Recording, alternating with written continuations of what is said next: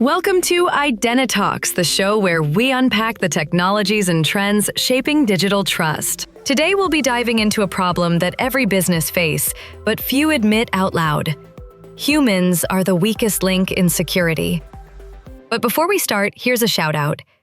If you haven't checked out our previous podcast on why securing credentials matters for enterprises, make sure you do so.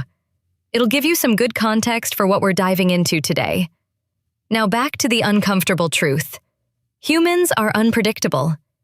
Users might click on phishing links, download risky apps, or even jailbreak their devices. No matter how strong your policies are, you can't fully control human behavior. So if we can't control the human, what can we control? The answer is our app. And to talk about how to make apps resilient even on compromised devices, we have a product specialist from YESsafe.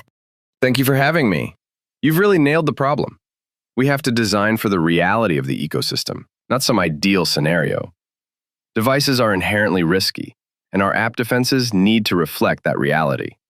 And that risk becomes your problem the second a user logs in. So let's get tactical. How do we start building a fortress around our app in this hostile environment? First, accept that you can't trust the device. You have to validate everything. That's the core of our approach with the AppProtect Plus suite. It's a layered defense designed for this exact reality. Walk us through those layers. What's the first line of defense on a potentially poisoned device? The first layer is App Shield. It's the app's own personal bodyguard. It runs inside your app, constantly checking its environment. Is the device jailbroken? Is another app trying to overlay a fake login screen? It identifies and blocks these threats in real time. So AppShield is the on-body armor, but the app needs to talk to your servers. How do you protect that line on a device where other apps might be listening? That's AppConnect. It ensures only your genuine app can connect to your backend and encrypts all data with post-quantum encryption. So even if a malicious app is snooping, all it sees is gibberish. And the threats outside the phone? The fake apps and phishing sites that users accidentally download or visit? We can't stop the user from searching and clicking, but we can remove the trap. AppScout is our external threat intelligence. It scours app stores and the web for impersonations, and our team actively works to take them down. Okay, so you've got active defenses inside the app, secure comms, and you're scouting the external threat landscape. That's a powerful trio. But this generates a ton of data. How does a business know it's all actually working? And more importantly, how do they prove it to regulators? That's the critical next layer. This is where AppPulse and App.ai come in. AppPulse is our central nervous system. It's a live dashboard that gives you the telemetry. You can see what's happening in real time, from attack attempts blocked by AppShield to takedowns initiated by AppScout. But data alone isn't enough. App.ai is the AI brain. It analyzes all those patterns, predicts emerging attacks, spots subtle anomalies, and this is key. It can automate the generation of compliance evidence for audits. It turns your security data from a burden into your strongest strategic asset for proving trust. So it's not just about stopping the attack, it's about having the proof that you did. This is a powerful ecosystem. But I need to ask, does this actually work in the real world, with real users making mistakes? Absolutely. Let me give you some real examples. In Singapore, a major bank rolled out AppShield and immediately stopped a wave of overlay attacks. At the same time, AppPulse gave them the clear analytics to show regulators exactly how those threats were being neutralized.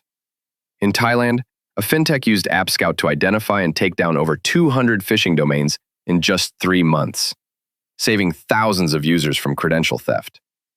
In Malaysia, a leading e-wallet deployed AppConnect with post-quantum encryption.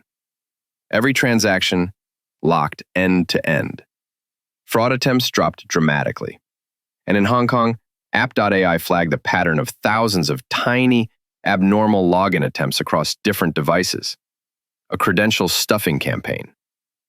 It was caught and stopped before it could ever impact a single real user. Those are powerful examples. It shows that when you connect the dots, you don't just meet compliance, you actually cut fraud and strengthen customer trust, despite human error. Now, I can imagine our listeners, the CIOs, the heads of digital, are thinking, this sounds great, but where do I even start? It's about a phased approach. Don't try to boil the ocean. Start with your most critical assets, the apps and the data that drive your business.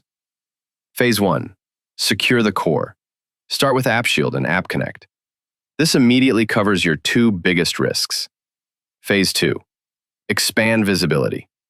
Once that's solid, layer on AppScout and AppPulse. Now you're looking outward and inward. Phase 3. Add intelligence. Finally, integrate app.ai. This is where you move from reactive defense to proactive prediction. I like that. Manageable and strategic.